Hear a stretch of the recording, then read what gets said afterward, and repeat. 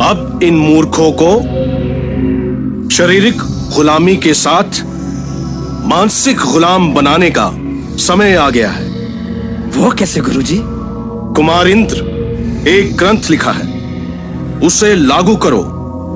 ये प्रचार करो कि स्वयं भगवान ने प्रकट होकर जो कहा इसमें वही लिखा है। जी महाराज।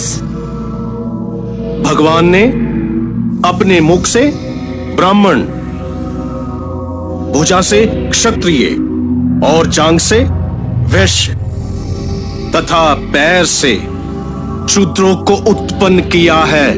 इसलिए सबसे श्रेष्ठ हुए ब्राह्मण, फिर क्षत्रिय, वैश्य,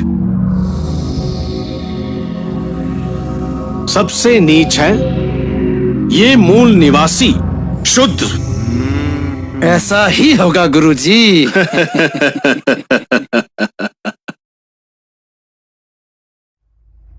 एक और नियम चौथे शूद्र वर्ण का धर्म है,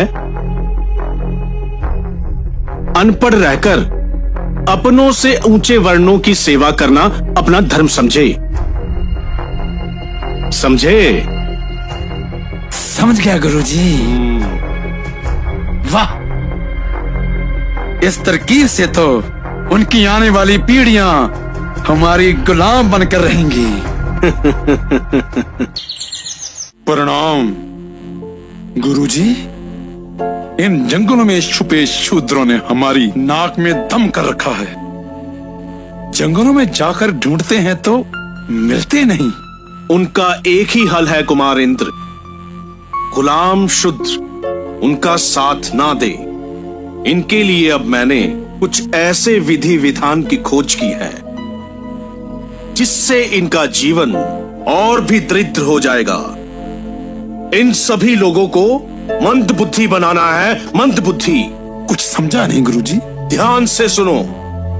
इनकी बुद्धि में हमें भगवान, डर, पाप, पुण्य, पूर्व जन्म, नरक, स्वर्ग, पुरखों के पाप, योनि का चक्र, भाग्य, शुभ अशुभ, बुरी नजर, कुंडलिनी जागरण, तंत्र मंत्र यंत्र, ज्योतिष फल, झाड़ फूक, जादू टोना टोटका, ग्रह नक्षत्रों के चक्रों में ऐसा उलझाएंगे ये सदा के लिए हमारे गुलाम तो होंगे ही, इनकी आने वाली पीढ़ियां भी इसी अंधविश्वास में उलझी रहेंगी।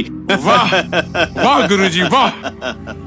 आपकी महान बुद्धि को कुमार इंद्र का शत शत प्रणाम।